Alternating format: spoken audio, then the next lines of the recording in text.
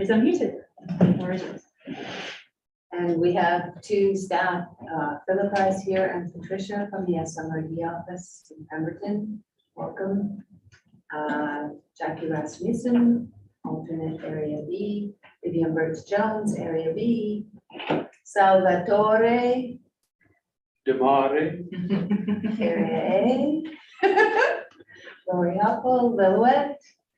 Today we have regrets from Barb Weave, who's away, but on the screen we have Karen Playfair, the alternate for Area A. Welcome. And our CAO, Craig Dalton, was hoping to attend, however, business in the SLRD office has kept him away. We also have Jen Ford wanting to attend, our chair. She would like to zoom in at 11. And so she may pop up on the screen because she's just very interested in the presentation, but then she has another call at 11:30. So she may appear and then disappear, which is fine, she'll be welcome. With that, I will call the meeting to order and recognize that we're on the traditional territory of the Stampu Nation here. And I would like a motion to approve the agenda. So moved by Sal, seconded by Jackie Rasmussen. Is anyone opposed? Call the question. Motion carried. Our delegation is coming at 11 o'clock. And you'll see we have Millie, Christian, and we also have Shelley Leach joining us then. And I'm hoping they'll stay for lunch. We have lunch coming about 11:45. Item number 4 is the consent agenda, which contains the minutes from our last meeting. Someone like moved by Sal, seconded by Jackie. Any comments, questions, concerns? Anyone opposed to the adoption of the minutes? Seeing none. Motion carried. I don't believe we have business arising from the minutes. I didn't notice any. So, okay, good. None. Staff reports and other business, I believe that's a no as well. And sadly, we don't have a CAO verbal update. So we can go right now, 6.2, our roundtable discussion. And then we'll expect the delegation here for 11. That's it. I'd like to start with Jackie. May I start with you? Sure. I don't have any big updates other than a personal observation of staffing issue. I'm not the only not-for-profit, or at least the Lillooet Regional Invasive Species is not the only not-for-profit that has had trouble filling summer student positions this year.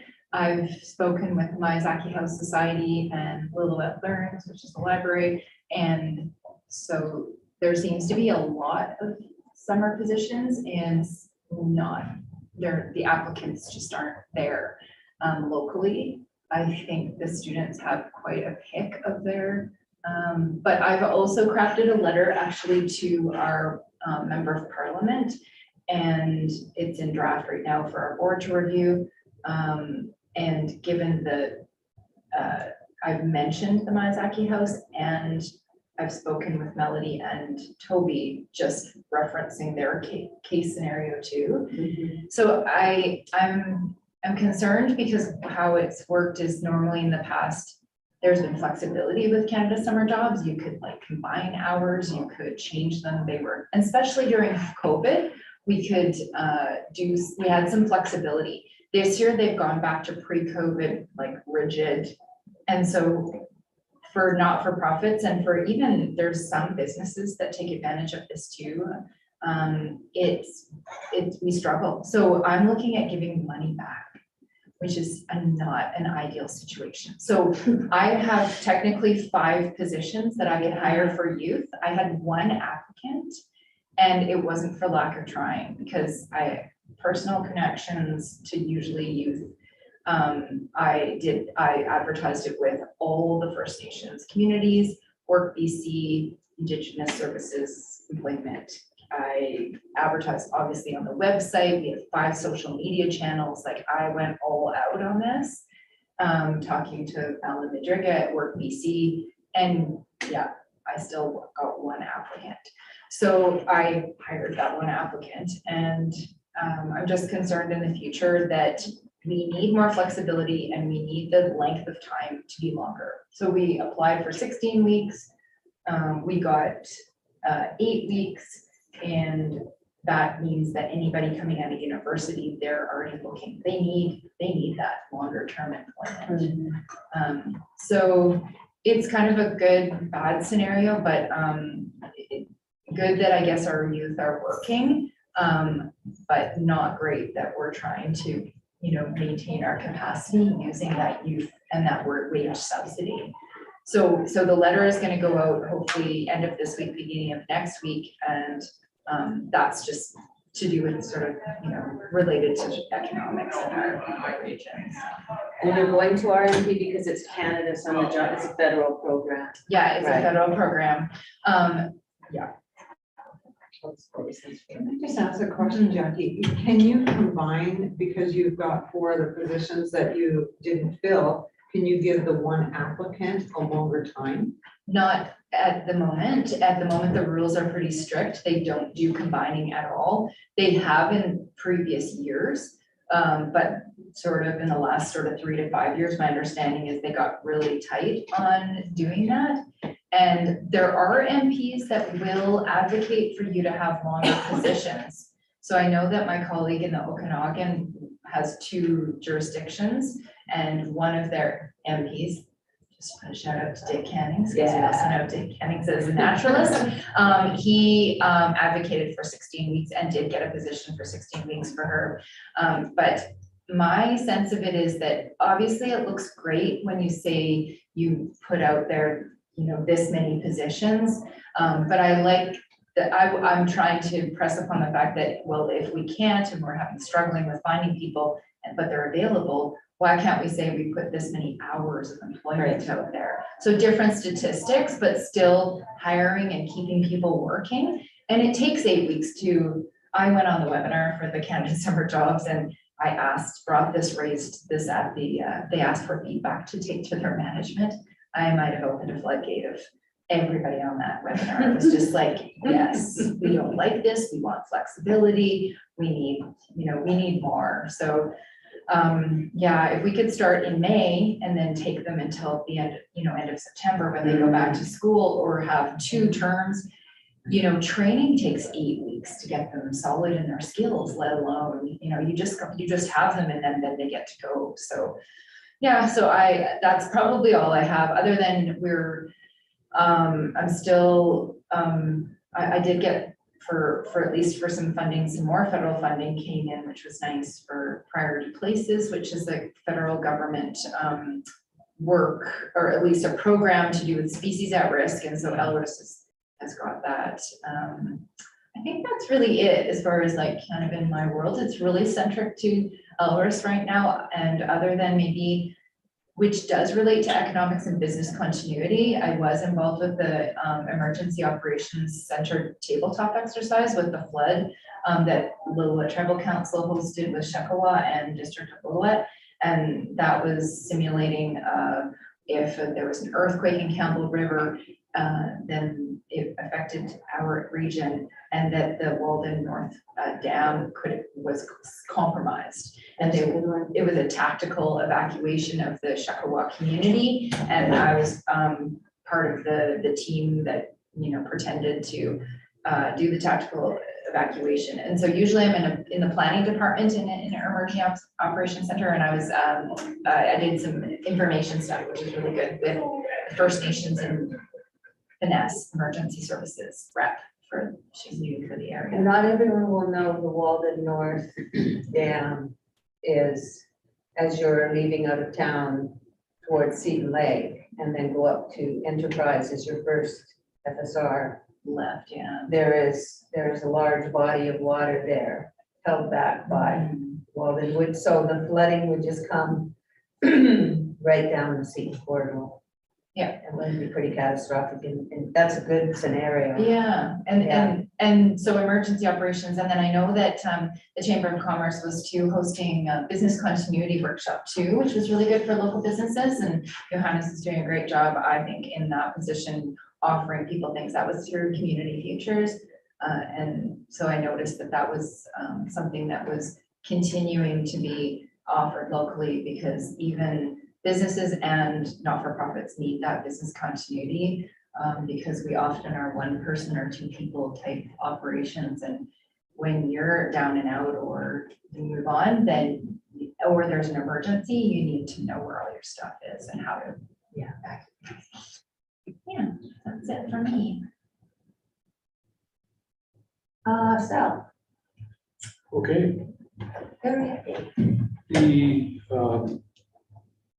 Railroad and Recreation area received 150,000 total funding, and 15,000 of that came from the SLRD board. And they've got, and that's to build new trails, and they've got one completed. And they had work bee, because part of that funding with NDIT was to have a certain amount of volunteer hours put into it. So they had a trail weekend working on it, and they had 40 volunteers, which was huge. And yeah, so one is complete. It's called Back to Black, and they got upper section and a lower section, all done legally. Nice, yay, hooray. This section 57. The Yes. VRVCA is having the Statlium weekend coming up, and there's 4 mining exploration companies that have funded it, $2,000 each, for a total $8,000.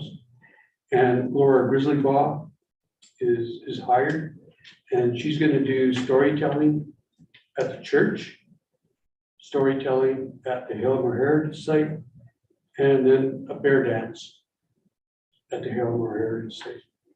So that's, if you recall, with our strategic plan for this committee, this is number 1. Yeah. And it's, First Nations engagement. Yeah. So this is really good. And there's also going to, they're trying to have Statlium artists also present some of their wares that weekend.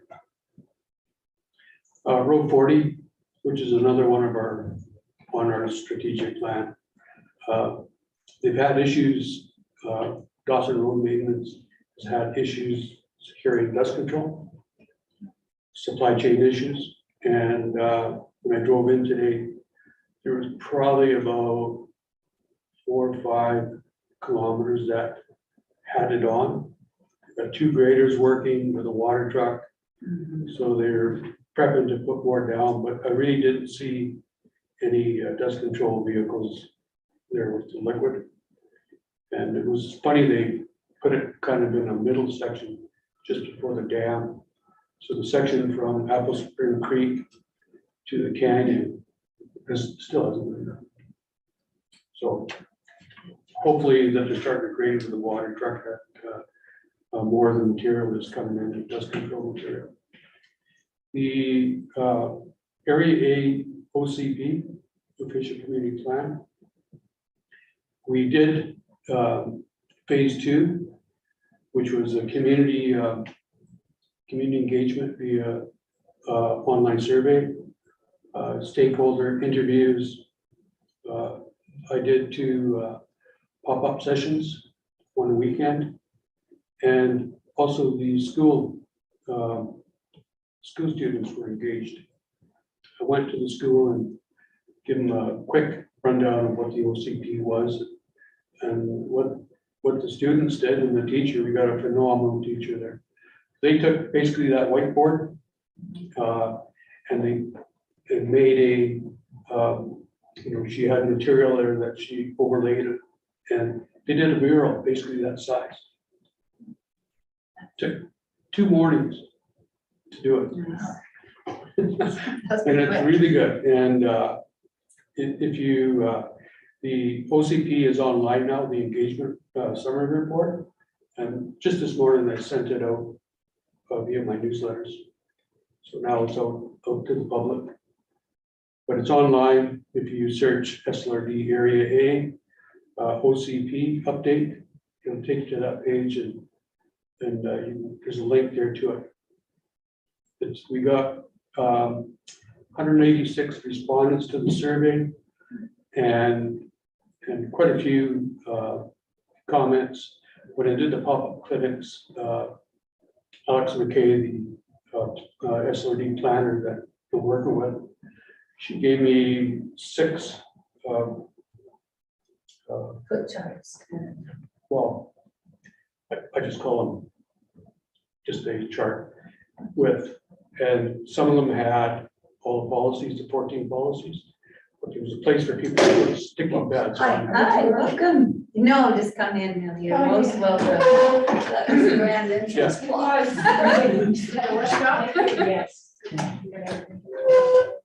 We'll just carry on till 11. So, yeah. Okay, Yes, come in, welcome. Oh, hello. Anywhere? Yes. And yeah, you're welcome to sit up. Would you like the table? Yeah, I was thinking right there, if that's good with you.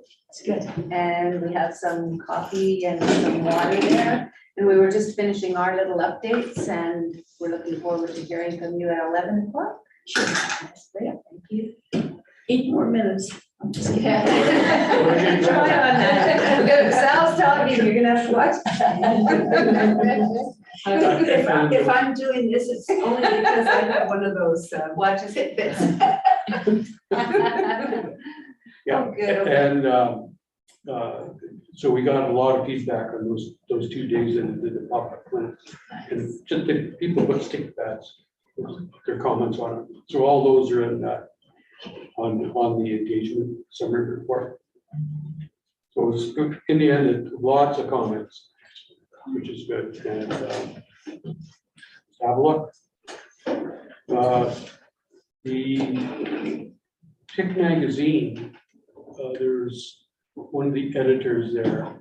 He did a full article on Raylord. And the reason he picked that one, because we had a 63% increase, for full-time residents in the last survey. So it's pretty good. He did make one comment that I wasn't too pleased about, and that was for internet. He put Starlink, which is basically, yeah, there's Starlink there, there's ExploreNet, but our Minto Communications Society, they got $2 million funding to upgrade internet, which most people in the valley use. So I've gone back to him now and asked him to do an article on Minto Communications and their project. And he hasn't replied yet. Pretty soon I'll have to phone the editor of the newspaper or that news magazine. And that's it for today. Thank you. Lori. June 8th, we had our first ever Lillooet Pride Parade. Yeah. So that was really, really great. The LSS students and teachers, they just did such a phenomenal job. There was such a great turnout, and we were really, really thrilled that that was our first one, and really excited that the students actually came up with it. It wasn't an organized anything except for these students who I think initially had just planned on having a few people walk down the street, but it was really great. So I just wanted to give a shout out to them. I was looking at the hospital to our emergency contact list. That kind of reminded me when you were talking about that, Jackie. So I've asked for an updated one because the one that we have at the hospital is 2008. So I'm sure there's one that is more current than that. So I don't know if, probably should wait until after this next election to finish off updating it, but I think that's important that we make sure that that contact list is spread around to the community. There's a lot of development occurring in Lillooet right now and a lot of requests for variances. And I think that we are now looking through Kevin Taylor to reevaluate and our zoning, just to make it easier. We want people to build, we want people to create businesses, but we definitely have a few issues there that need to be looked at and removed to make it easier so that people don't have to come for variances for little idiosyncrasies that shouldn't be there. And lastly, I've requested a meeting with the Minister of Highways at Ubcm to discuss the Duffy Lake Road. So every time I go on that road, I am sick. So unless I'm driving.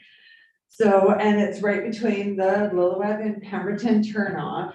It's just really in bad shape. So if there's any support that you could provide me or give me so that I can take that to the minister, I'd really appreciate it. Because I did that with Highway 12 and that's when we got it repaved. And then I got actually somebody from the hospital to go out and take some pictures of Highway 12 because the drop off in some spots, like if there was a covering of snow, you would never see that drop off. So then they came back and they actually fixed that. So I would really like to talk to them about the Duffy Lake Road because it's a highly used road. And if that road, if our Highway 99s go down, then that road is frequently used. More frequent than frequent. Well, it was the only road out in Exactly. our emergency scenario That's last right. year for the EOC. It was the only road we were getting out on. Right, so even though it is inundated with Joffrey in the summertime, the circle tour, all of that, when another highway is closed down, it becomes unbearable. And that road, it's time. It needs a fix up. South? Just like to mention that Brad Viss has reached out to me on doing a petition for that road. Duffy, That's right. Yeah. Okay. So you should reach out to him. I will, he's on my speed dial. He He reluctantly gave me his actual cell number, so I will, thank you, Sal. And I'm hoping, That's it for me. and I'm going to do a round of introductions, just so you know. We have on the screen here Karen Playfair, who is the alternate for South with Area A. And I just wanted to offer, Karen, did you want to add any comments for Area A on our roundtable? Getting there. Sorry, I was having a little bit of trouble unmuting. Apparently in 2.5 years, I haven't learned anything. No, I don't have anything to update. Sal has pretty much covered it. Okay, thank you. Lori, did I cut you off? No, not at all, I was Okay. just, that was it, thank you. Okay, because I was just sort of looking at my little list of things, and the one project that I'm pretty involved with right now is Lillooet Agriculture and Food Society and trying to move service establishment forward and using Area B and Lillooet. And we have presented briefly to the Lillooet District Council, but we have, Emily Jones and I, the Executive Director of Lillooet Agricultural Foods, prepared a little better presentation with some information and some convincing facts. And we're hoping that it will be well received by council at the July 12th meeting next week. Although I know that everyone in the gallery will be there because they want a variance. Couple of farmers. To me, that seems, building on the agricultural plan that was done, and I think accepted by the district council and tribal council, Jack probably knows, in 2014. The Lillooet Agriculture and Food Society came out of that, and this sector is growing. I think it's a really important part of our future. I would really like them to have some stable funding through the tax base. That's what I'm working on. And I'm also working on trying to inform the stallion. And Emily's been reaching out, and we've been trying to get on the agenda with Lillooet Tribal Council and just sort of talking to other contacts along the way, just so that people know in the communities that's cool and what we're working on. The other big exciting thing, of course, was the Wildfire Roundtable that was very well attended. It was pretty well covered in this week's newspaper, so that was good. That was here in the gymnasium, and there were 42 participants, and it was facilitated by Fraser Basin Council. Mike Simpson did a fantastic job with that. There was some notable exceptions, but the participation was really good. It was a very good day, I would say. Do you have a question? Yeah. I just wanted to reiterate, like, just the Agriculture and Food Society and the fact that it worries me, and I'm glad this, I fully support 100. Obviously, I, was on the committee when we did the plan, but I think the thing that I feel is the most important for this not-for-profit to deliver the plan, but also too, is just the food security issue. I can't say enough about the fact that how unnerving it was to me to have the Lillooet, the farmer, Malms. Her gardens closed down, that you think every year we're gonna have food. And so a big part of this agriculture plan is food security. And Emily, our new executive director, is doing her master's on food security and policy. And I feel that she is the best one to be helping us and connecting. So yeah, I'm really glad that we're taking another shot at. But I either way, I'm glad that just at least the SLRD is moving forward with that service proposal. So yeah. Because so far in the 4 years that I've been the Area B director, I've been supporting the Lillooet Agriculture and Food Society directly with some payment in lieu of taxes and discretionary funds that I have some control over, which is fine and good and has done the job. But that's very dependent on the politician that's in that position and what other demands are happening. I think it would be really nice for them to know that they could actually plan farther ahead than the next year when they are doing things like trying to build a cold storage facility, for example. So that's probably the only one I'll mention. And then on that, I think I just asked for a motion to accept the reports, please.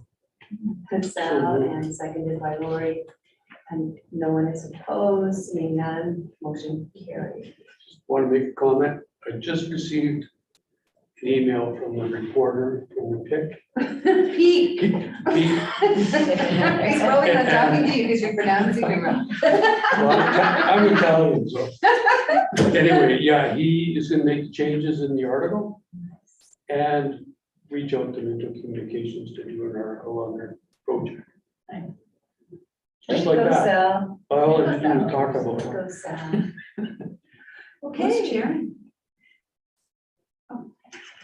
Oh, can I make a comment? You absolutely can, and now in fact, I just wanted to introduce you and welcome you, and I thought we should do a round table, but let's hear your comment. Oh, first. sure. My name is Mildred McKenzie, and I'm a director of the Ubcm Society, and we do have food security, so we would like to connect with you. Yeah, And we do have a large garden this year, and we're looking for sources as to how to source it out. And we connect with the Lillooet Friendship Center. We provide food for the homeless from our garden and that. And we have an excellent gardener this year, and so we've been very productive. That's just music to my ears, and Yeah, it is gold. Just seeing Yeah. the food there is music to my ears, yeah. and my niece is up there, and I watched that garden, Yeah. and when we were working with Lillooet Agriculture and Food, we were working with Matthew Davidson a little bit. And some of that garden was coming, phenomenal stuff. Beautiful. That's really terrific, Millie, and I'll make sure that we follow up with you. Yeah. You can And I also do believe- connect with Chelsea. She's at this 0101 at the center. Thank you. Through the chair. Yes. Could I think we will just recess briefly to prepare for the presentation. Oh, and yes, of move into that. course, So of course. So we'll call it the live brief stream will recess. continue, but we will mute the room and put up the slide that shows the work. Okay. Can I just say something first? Definitely, Okay, Shelley, please. Shelley Leach. I'm here with Millie as part of the elders and Center Society. So I just wanted to mention as well that I sit on the First Nations Agricultural Advisory Board for the province of BC. So working along with Millie, if we want to Oh, my have some goodness. discussions. I have lots of ideas. We've, every time we have our meetings with the people in Victoria, they set up field trips so that we go and we see what other areas are doing and their successes. So, lots of ideas on what small towns or places can do. Nice. Wow. Well, the both of you will be hearing from myself and or Emily Jones, who's the executive director of LAS, because that's what we're really actively working on right now. So that's really, really fabulous. Thank you. Thank you. We'll have a brief recess so you can set up the live streaming to set up the presentation for it. Okay, thank you, Chair. And for remote participants, I'm going to mute the room and you may turn your camera off while we go into the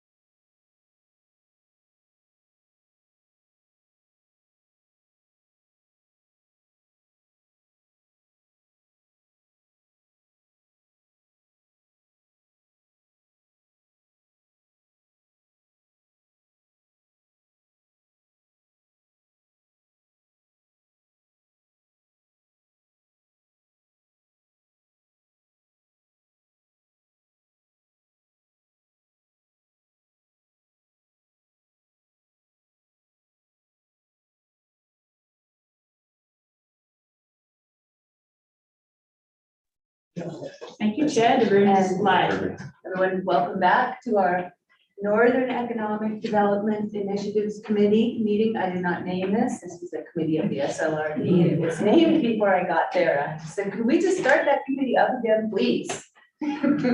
So I'm Vivian Birch-Jones, the chair of the committee and the area lead director with the SLRD. And I'd really love to start with you folks and just go around the table and then we'll get to the people on the screen. Wonderful. So I'm Brandon Barney, and I'm a newly elected councillor for Teekit First Nation. Yeah, I currently hold the forestry and fisheries portfolios for the nation or for our community, and it's been exciting. It's a new role for me, and I'm excited to step into it and just do what I can and work with the council for a number of years previous to being elected, and little bit of everything. We had a guardians program. We did invasive species work, trying to get as much information as I could relating to natural resources out into the community whenever I could. So that's what I like to do. And that's why I'm here. Welcome. Thank you. Yes. Mildred McKenzie. I'm a director of the spiritual center. We call it the City Improvement Center. And I'm one of the directors, and I'm also the chair of our Elders Council. Shelley Leach, I am retired, and but I'm also involved with the Elders Council and doing volunteer work here and there, helping out here and there. Good to be here. Thank you so much for coming. And we'll move to Jackie. Jackie Rasmussen, I'm the alternate for area. Sheldon Merritt, Director for Area A in the Upper Bridge River Valley. And as Shelley knows, I did quite a bit of work with Shannon Squire in the past regarding trails and so on and so forth. So very, very familiar with the Pegman Council. I am Lori Hoppel. I am the SLRD alternate for the District of Lillooet. Which reminds me, I should say that today we've had regrets from Barb Weed, who is the representative for the District of Lillooet. And we also had our Chief Executive Officer, Craig Dalton, wanted to come to the meeting today because of your presentation in the main, wanted to hear it and be here, but he got otherwise occupied. And we have Karen, who would be next to introduce herself, who's attending remotely. Go ahead, Karen. Hi, everyone. My name is Karen Playfair. I am the alternate Area A director, but I have a foot in both camps because I actually live in Area B and then spend some time in Area A. And did we have Jeanette join us? Hello, welcome. Hi, everyone. It's nice to see you all. Jeanette Naden, Communications and Engagement Consultant with the SLRD. Shelley, it's nice to see you. It's been a few years since we've been in touch, but I was the SLRD staff person that helped to establish the Intergovernmental Relations Working Group and really enjoyed sitting on that table for a few years. And I'm really glad to have us back together again, and looking forward to hearing the presentation about the cultural heritage policy and how we can advance next steps on making sure that the SLRD is informed about that policy moving forward. So thank you very much. It's great to see you. Thank you and welcome. Someone else who might pop in is Jen Ford, our chair, who wanted to join if she could remotely. So that's who that is if she pops in. Otherwise, I think we can just go ahead. Oh, as well, Philippa and Patricia, the staff from the SLRD. Sorry, but I think you both introduced yourselves sort of on the side there around the coffee machine. Up from the Pemberton office. Thank you. And Philippa is our technical genius. Right, so just audio visual support. Audio visual Thank you, support Chair. is okay. If I am able to put the presentation through Zoom, I don't have a clicker today, unfortunately. So if you can just tell me when to move on to the next slide, I can do that piece for you. Sure. Would you like me to put that up now? And I might turn one of these lights off for a better view of the screen. I think the one's made behind.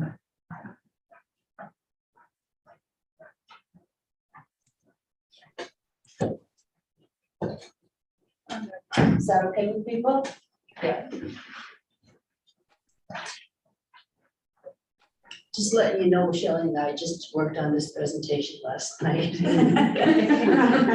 we're not very technical, so you might see some errors. I'm looking for spelling mistakes. Oh, no. So it's titled Taking Care of the Land, Honoring Our Ancestors. The next one.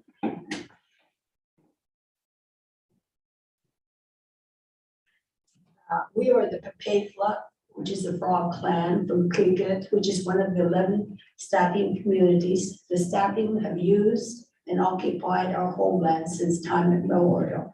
The Papefla are committed to decolonization of our institutions, processes, and decision-making. Do you want to talk about that? Yeah, just to give you an idea of how our people a long time ago gathered. This was actually taken up in our community.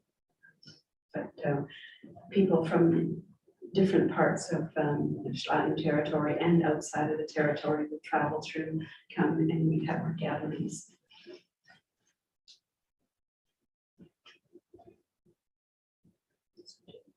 Okay, so the intent here is not to keep bringing up the past and you know, the impacts from that, but I think as part of reconciliation, it's really important to for people to understand where we've come from and sort of where we're going to.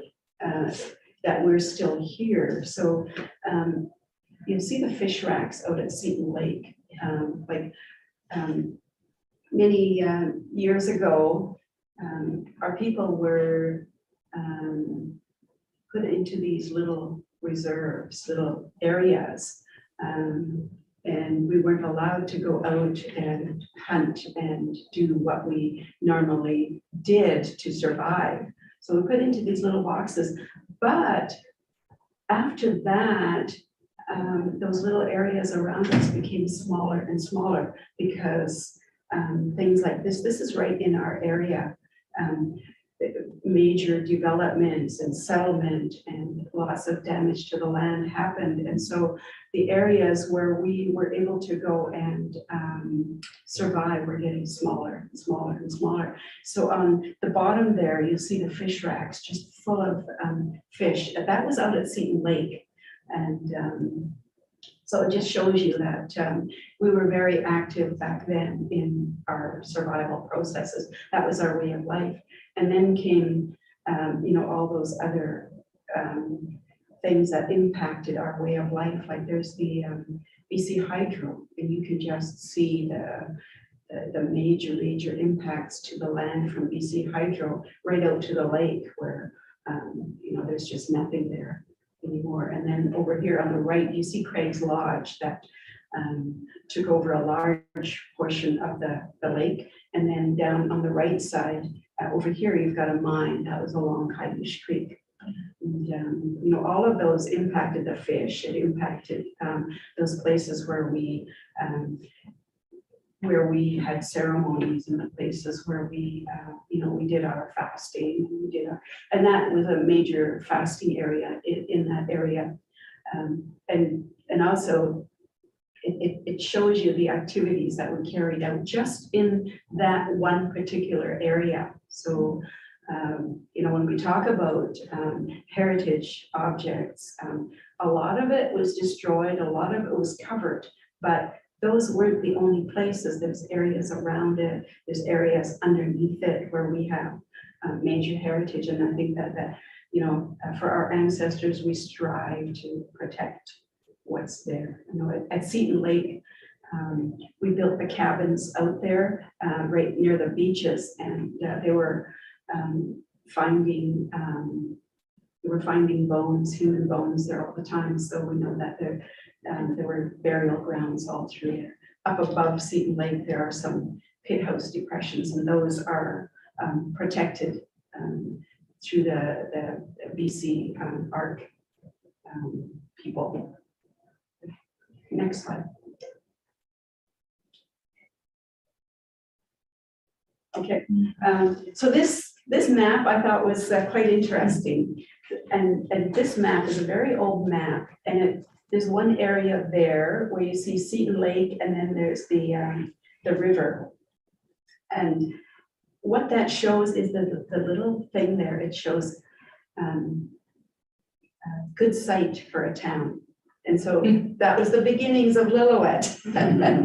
So that's where they built the town. But you know, it even before the reserves, right? That they have already gone out there, surveyed, and said what was going to be where, and they were already scouting out our territory.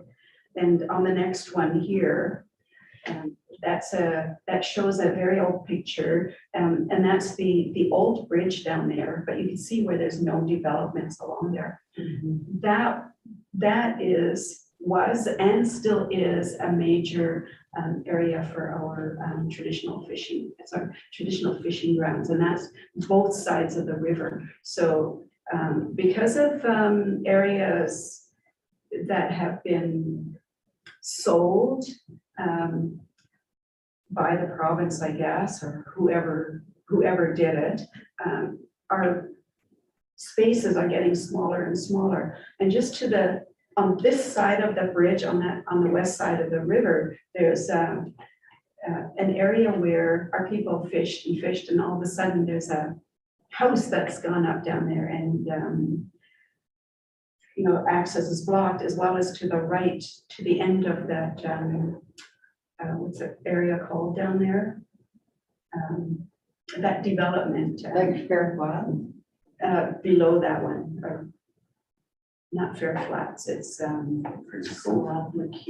McEwen Road. At the end of that was a major fishing. There was a rock that went out, and our people fished there. They had racks there, but somebody built a house above there, and now they built a fence, and they're not allowing our people down there. So you know, that shows the impacts, but people have found artifacts down there, even along the road going down towards the bridge. Somebody found a mall down there. You know, that just shows you how much our area has shrunk. And I think it's important for people to know that those are the places we occupied, and those are the places that we strive to protect. And you know, along with that, you have our artifacts and everything else that's there. Next slide. So on the left here, that's Seton Lake. You can see Marriage Mountain up there. Oh, Cayush. You can see that the whole area was just literally destroyed. And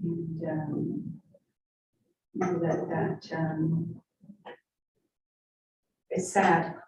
There, there was that much destruction, and of course, along with that went the areas that we inhabited, and those areas that held our ancestors and our artifacts.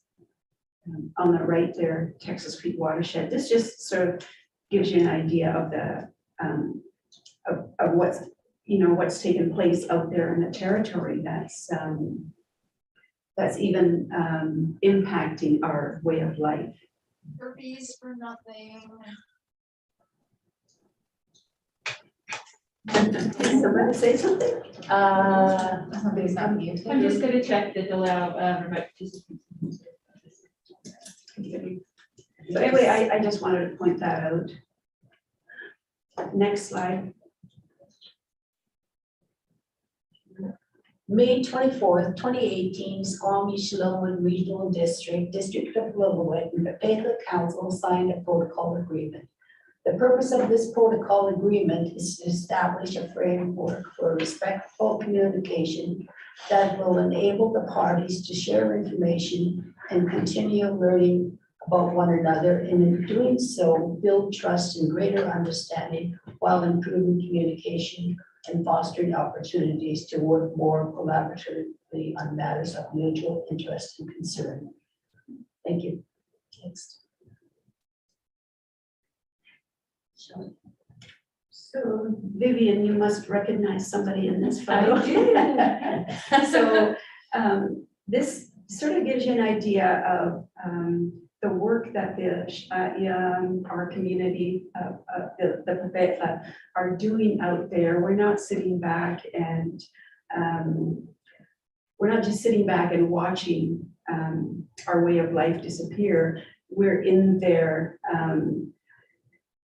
actively involved in, I think, restoring some of the damage that's been done out there, whether it's human or companies, or some of it is just Mother Nature, you know, through fires. They've destroyed areas. So in this one here, you've got a group of volunteers who went up to way up there, past Mount McLean area. And what they're doing there is planting seedlings. And you know, that's a small example of what we're involved in out there. And That's my Ian on the left. That's your Ian on the left. Yeah. He was out there, was going to spend the day with them. He did a lot of work out there. And is it Felicia? Did I see That's that? Felicia. Right. Yeah. Okay. Thank you. Yeah. And then tree planting volunteers from Patagonia. That's right. We had one person there from Patagonia, there's Dr. Routley, and then individuals from other communities in the Staaten territory were out there helping as well. So this was all for to make sure that the grizzly bears were able to survive, because the grizzly bear are also an indicator species.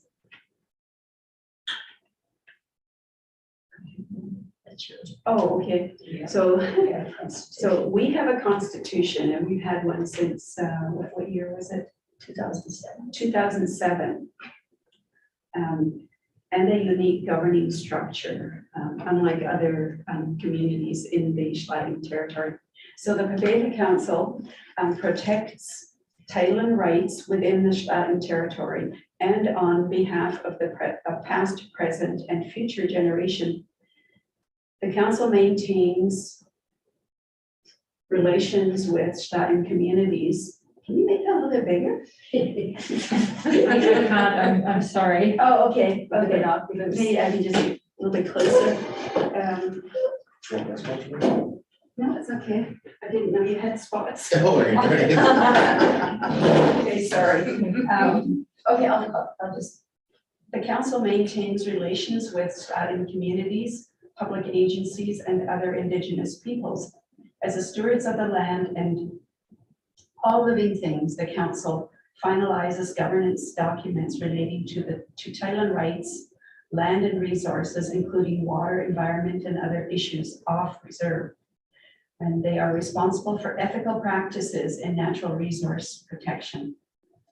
And the Papetla Council are stewards of language, history, culture, and justice. There's nice. Then the Tika Chieftain Council oversees all programs and services for our community, including housing, roads, capital projects, infrastructure development, etc. Council maintains relationships with other Indigenous peoples in federal, provincial, regional, and local governments pertaining to the community. So here, I just wanted to add that you do have a representative from each of those three councils right here. That's excellent. So, As set out in our constitution, the Papetla have sacred relationship with the land based on stewardship rather than ownership. Our elders have determined that the Papetla will work with other Staaten communities to look after and protect the land in the Northern Staaten territory. Having received this land from our ancestors, we are charged with the inherent responsibility and right to use and care for the land on behalf of the past and next 7 generations. Caring for our ancestors and preserving our culture and heritage for future generations is at our essence. Our cultural heritage policy is important to protect Papetla's past and guide its future. We are committed to working with other Staaten communities with the goal of respectful and culturally appropriate care of our ancestors and protection of our culture and heritage. Next slide. So this just gives you an idea of I guess some of the food gathering that we do out there in the territory. So here we've got a Hoshin, and they get every year. This is something we did since time immemorial, and we still do it today. We still travel way out to gather these. This is our traditional our drink, traditional Schwein drink. So we travel through the territory, sometimes camping in places to do that. Next slide. So this is called Enk, something I know as Tawada from the Ketma territory. So this here is also a traditional food. Has many, it has medicinal as well as is used for food. And that's something else that we go out and search for every year. We have our certain patches where it continues to grow, and we try to protect those areas. Next slide. So here, these are the things that we have to travel further and further out to gather. And we've got the hakwa on the left, which is like the Indian celery. And these sort of grow through the avalanche shoots, and they are a food for our Indigenous people as well as for the bears. So the bears also go in there and feast on the hakwa. On the right, you've got elderberry. So that's they make juice out of. We make juice out of it, as well as the.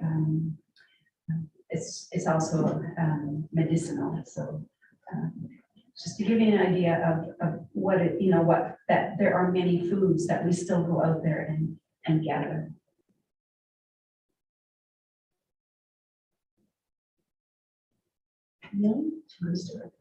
Yeah, so we maintain access to our secret and cultural sites, preserve our language and cultural practices, and maintain our cultural heritage objects within Schwamish territory.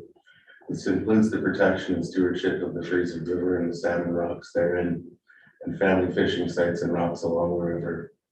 Locations of traditional fishing spots, harvesting and hunting grounds, trading areas, burial sites, medicine ceremonies, and habitation sites are all locations that are secret.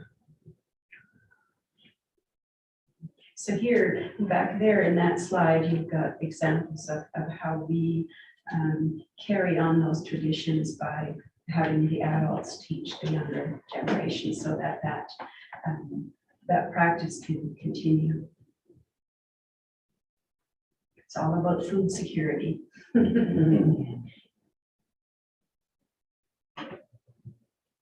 So just examples of those heritage objects. This was actually found within the district of Lillooet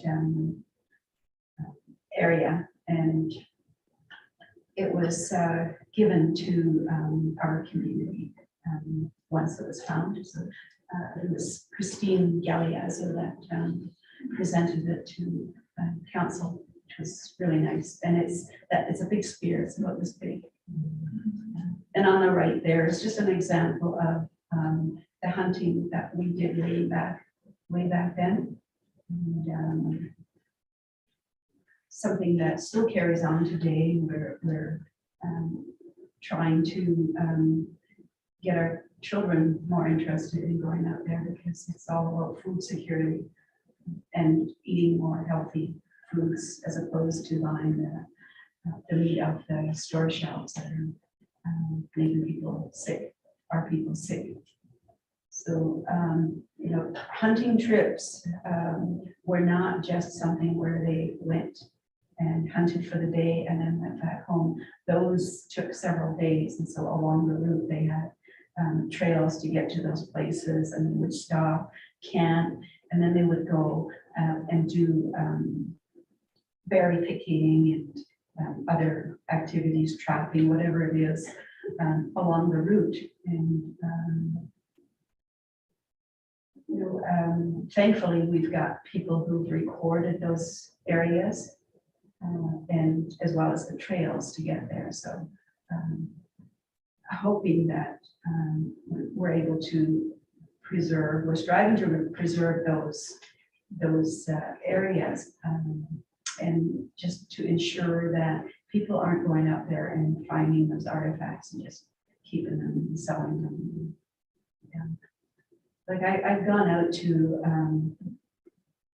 Goldbridge Way. It was in the Marshall Lake area, but we took a side road. I can't remember what that road was, but we took that side road, and while we were up there, there was this open field, and we went into the field, and just from that one walkthrough, they found 7 arrowheads just in that one small field. So, it just sort of demonstrates how far our people travel way, way out there. Next slide. No.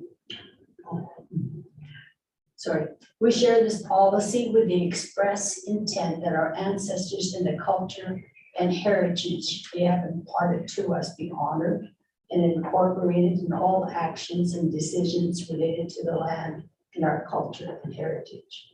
We honor our ancestors where they once lived and now rest. These are deeply cultural and spiritual matters that are carried on through the generations. Next.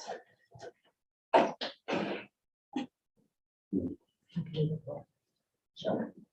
Yeah, so I think many of you may have seen Keepy Creek. Is it at Keepy Creek? Where all, this was once a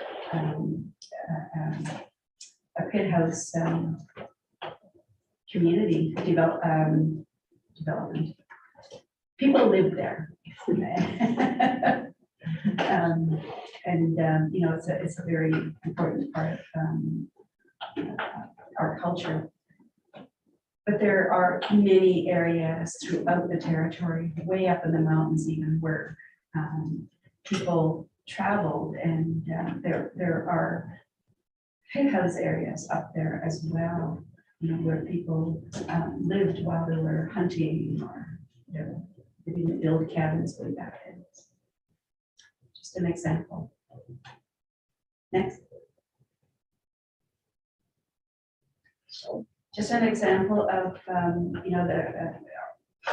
the importance of taking care of our animals out there, both for food and just to ensure that the cycle of life of our animals, because everything is connected, that we're all caring for everything, not just the environment itself, but the animals, because they're all connected.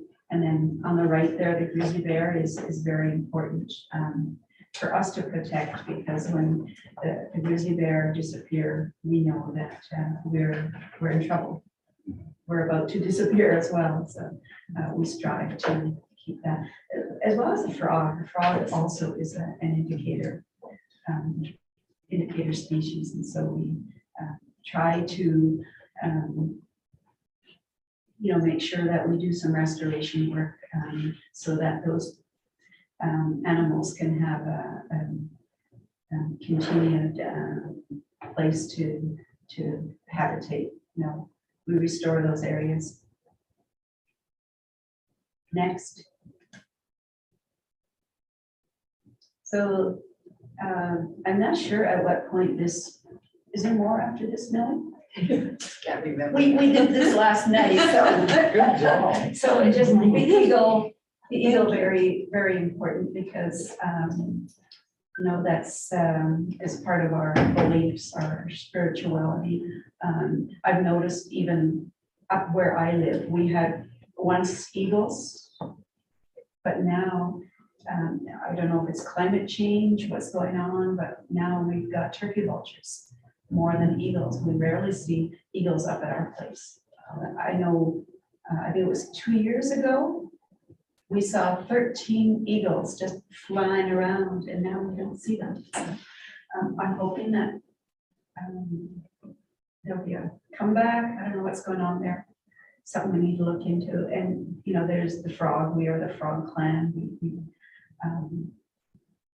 You know, we strive to restore those areas so that we can always take care of Well, actually, we have restored an area in Cliggett community there, it's a wetland. We're trying to, hopefully the frogs will come back. Yeah, next.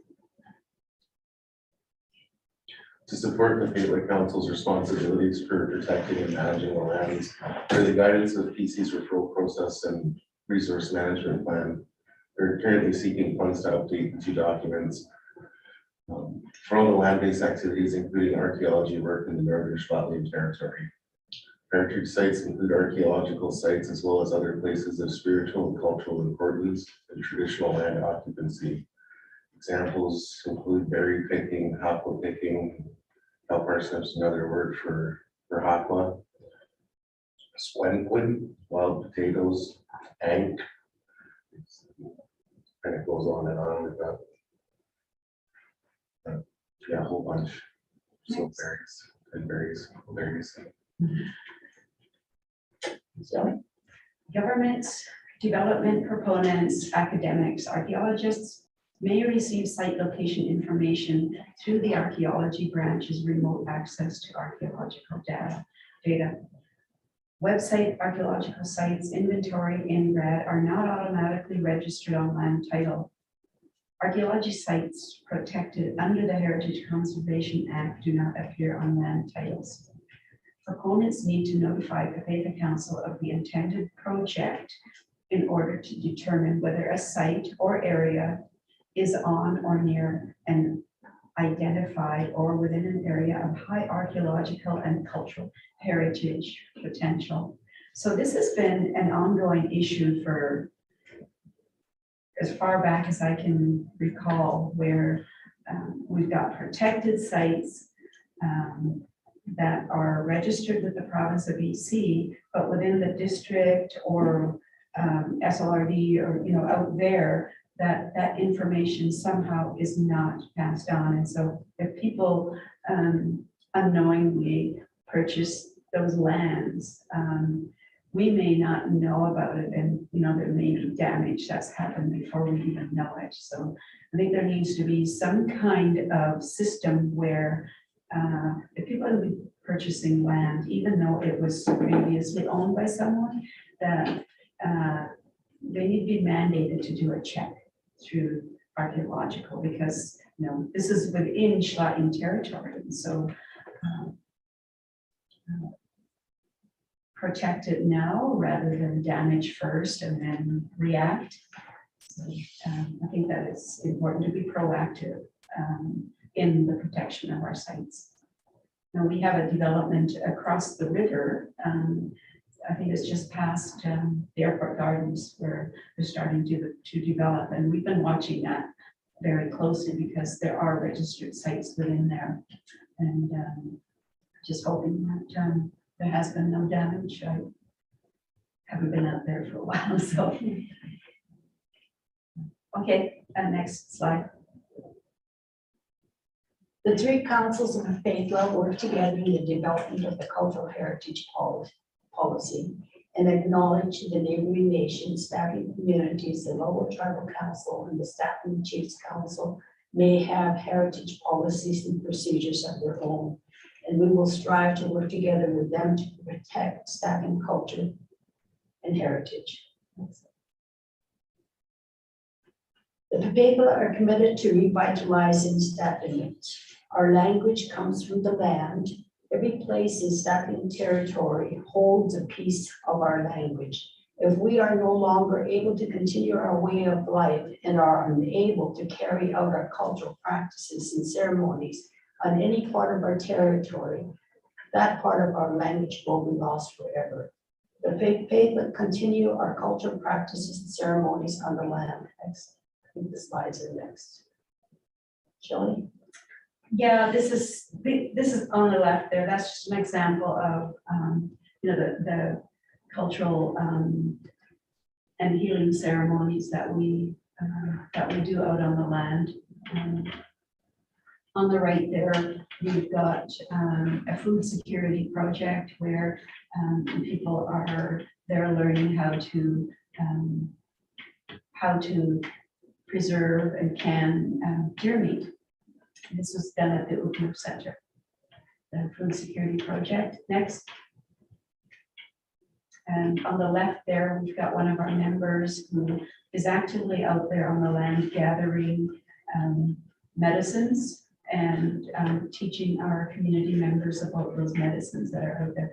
One of the things that we have to be careful about, and we're careful when we do our big projects like the strategic forestry initiative, where we have to identify our food gathering areas or our medicinal areas, that we don't put it out there in public, those particular areas, because then you'll have people out there just picking and then there'll be nothing left. So we really are trying to protect those areas as well, so that we'll always have the foods. So that's something that continues. We've been doing that. Well, that we continue to do that. We have like a culture night once a week in our community, where people go there and learn to do different cultural things. On the right, it shows the food security projects that we do, like the canning of the fish. Next. Another cultural activity. This is in our community hall, just the gatherings that we have, and the need to go out there and continue to gather those traditional foods and do the fishing so that we can feed the people at our gatherings. Next. So this just gives an example of some of the impacts of climate change and nature. So this is an act of nature, and destroying some of the areas that we inhabit, and we gather our foods and do our ceremonies.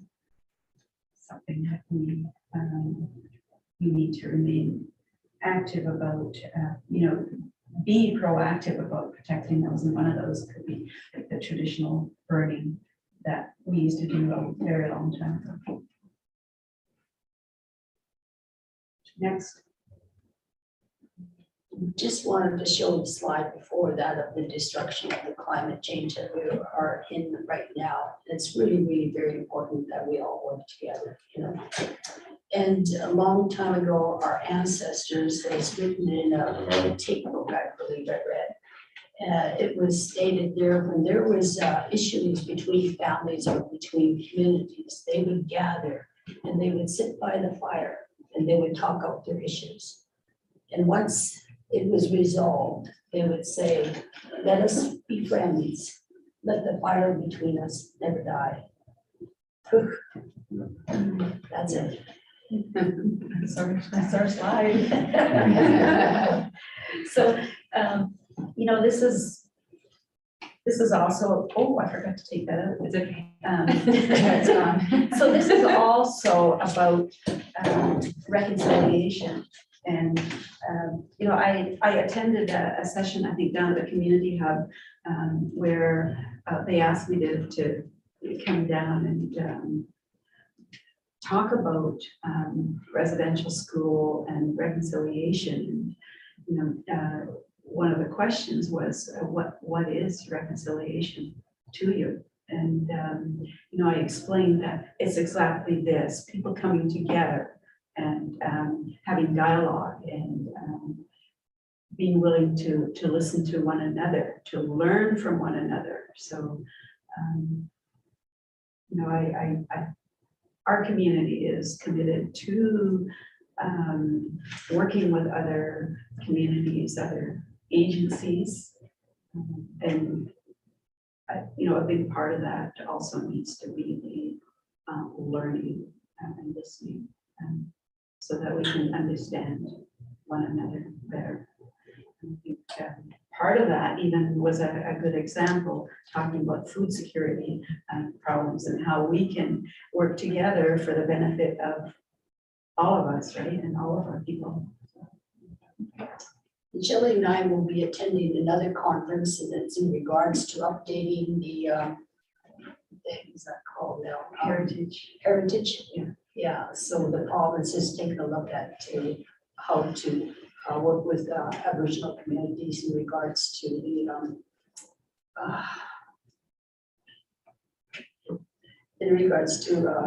just the program we just talked about, the activity reconciliation. God almighty, I'm getting very tired. Yeah, in regards to reconciliation with the United Nations, yeah, that. So we're going to be probably presenting our ideas in regards to some changes that we could propose. That's it. Thank you for listening. Yeah, thank you for having us here. I am so grateful that you came today, and thank you for this presentation, Cooksta. It's really good to hear. I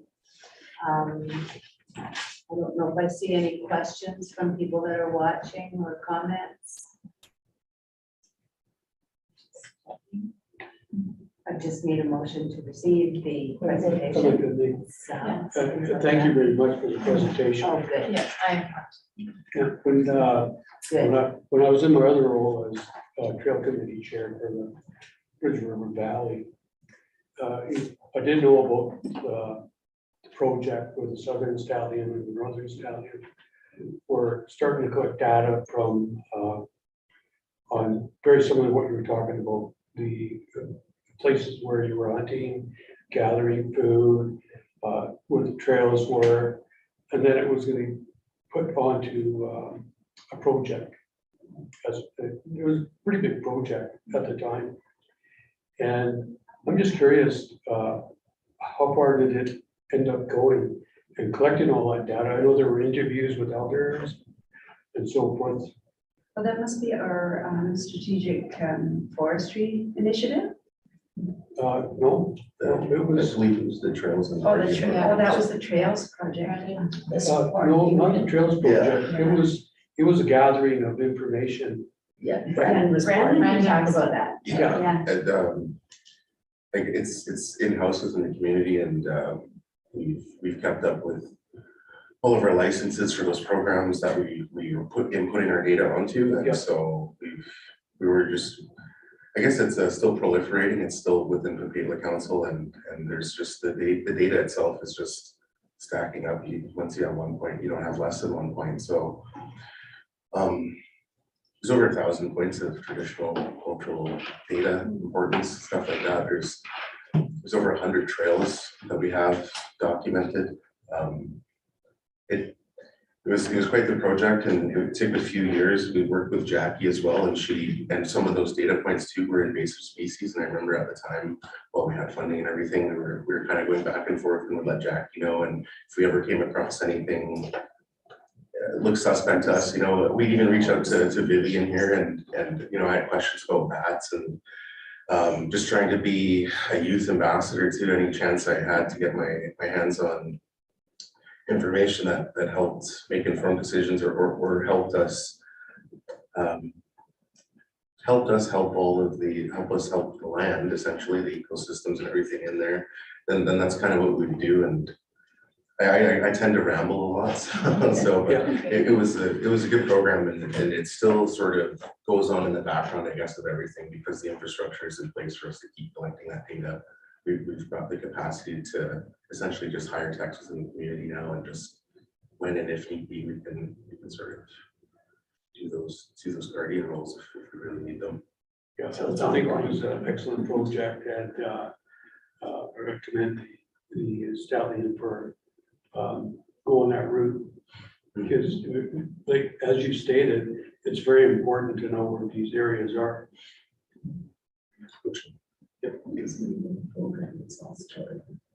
The name of the program, we have technically three. We have the Lightship program, and then we have the the Patelin Knowledge Keeper through Kusama Research. That's where all the information is stored. Yeah, the lead chip program, that's the one I was familiar with, because we were actually to use it as part of the partnership agreement that we had. That was what we're going to keep all the data in that lead chip program. And we continue to work with Sue Singer and all that. I believe Jackie, did you have a question? Yeah, I did. As you guys know, I have lots of hats, and one of them is with Invasive Species Society and working, but when I come here and I have the hat on alternate for SLRD Area B, then I always wonder, because there's obviously things in place like that protocol that was done in 2018 and then continuing to have dialogue. I think that it's really important to just keep sharing information. I just wondered, what do you see as a good way to carry on and be connected, to be able to share information, but also seek opportunities to work together? Because obviously it can be difficult to do that sometimes, you know? So I don't know if you have any ideas about how the SLRD could assist, or how the Patelin Council would like to see us, how we can stay connected, what kind of things could we do? That might be big. I don't know what it is. Well, I think there was a discussion about having a representative from our community, whether it's the Patelin Council or one of those, that just finding somebody that's willing to do it. It's always hard to find people that are committed to this, especially in this time. Yeah, I think we're all finding that. Yeah, and you know, I think it's that sharing of information and updating, I think right now is so important, because you know, with the province continuously engaging or wanting us to engage with different things like the agriculture and the heritage and countless other things, you know, that there's always something. There's a lot of demands on A your lot of, time. yeah.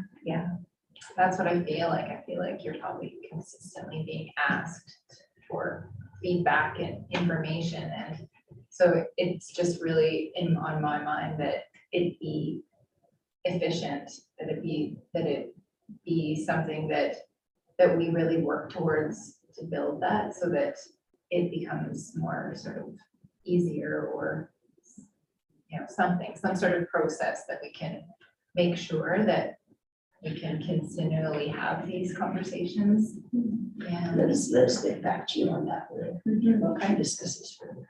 sounds good. That would be excellent. Yeah. Yeah, thank you. Are we done here? Well, there is some lunch here. Oh, Shut up the door. So I'll just receive the report, Sal and Jackie, Yes. and then I can say, we don't have late business, we don't have director's motion, we can adjourn, we can have lunch. A motion to adjourn.